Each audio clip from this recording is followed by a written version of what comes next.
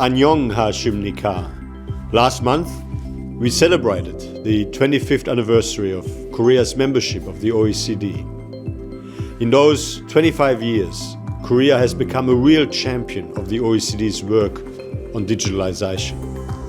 The COVID-19 pandemic has further accelerated what was already a rapid pace of digital transformation. The major changes call for strategic reflection on how countries can best harness the benefits of digitalization, while also better managing some of the associated risks, challenges and disruptions. Korea leads in many dimensions in this field, boasting world-class ICT infrastructure, outstanding talent, and a real openness to new technologies. As one of the most digitally developed countries in the world, I look forward to Korea's continued and active leadership as a key digital player on the OECD stage in the coming years. The digital transformation has allowed many people to keep working and socializing in relative safety. Flexible and hybrid environments are likely here to stay. A recent OECD survey found that around 40% of managers and 70% of workers expect many more staff to telework from home in the future compared to the pre-pandemic period. This requires investing in the communications infrastructure, which allows for high speed, high quality, and affordable connectivity for all.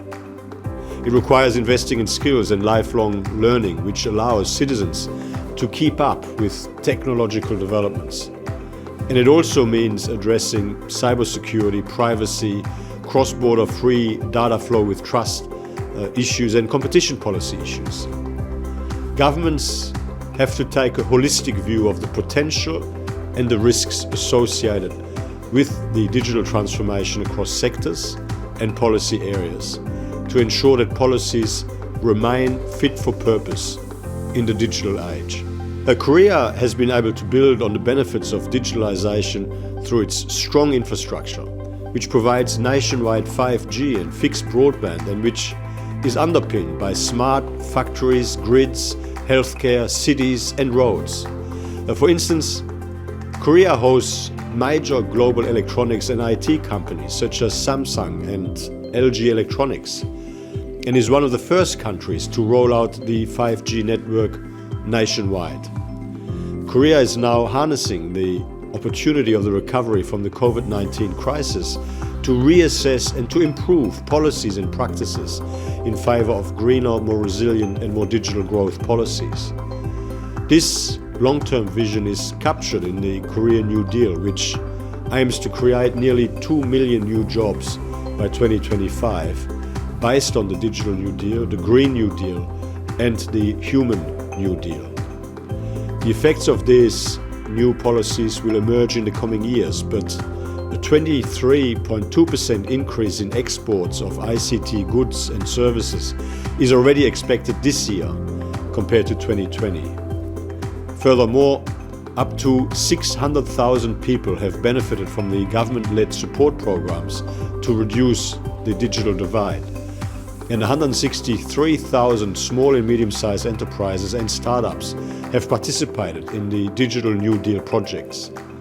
The OECD will support Korea every step of the way. We will work together to ensure appropriate and equitable access to digital infrastructure, invest in skills development, and plan for the future of work to ensure that people, firms, and geographies are not left behind, including through our Digital for SMEs Global Initiative. Our SMEs Global Initiative is an important vehicle which we launched in 2019 to keep up the momentum for digital uptake in SMEs. Korea's co-chair at the ministerial level of the OECD Digital for SME at its launch and the government's initiatives to raise the percentage of SMEs using smart factories from 22% to 30% by 2025 are examples of Korea's efforts to bolster SME digitalization through sound policies and best practices. Likewise, Korea and the OECD will continue to benefit from the exchange of good practice and ongoing collaboration on issues such as a human-centric multilateral approach to artificial intelligence, data governance and networks, and of course through the future work through the Global Partnership on Artificial Intelligence, which was launched in June 2020. The digital transformation is changing business models, creating new opportunities, but also disrupting existing jobs. In Korea, for example, 43.2% of jobs are at high risk of automation or at risk of significant change. At the same time, there has been a 32.2% increase in job opportunities associated with artificial intelligence just over this past year. New technologies such as AI and big data analytics are a key driver for startups and innovation. Globally, venture capital investment in AI startups has surged, attracting 21% of all VC investments in 2020, compared to just 3% in 2012. Online platforms are providing new possibilities for individuals and small enterprises to trade products or services or advertise their business. But these dramatic changes can feel quite challenging, including for digital natives comfortable with technology and computers at an early age. At the OECD, our policy advice includes an important focus on young people and on how to support them through employment, education, and better social policies. Boosting skills, bridging digital divides, including gender and divides, and making sure that we have values-based technology governance are all essential. To young people in Korea and elsewhere, I would say the digital future is yours. Be flexible, think global, and dare to be ambitious.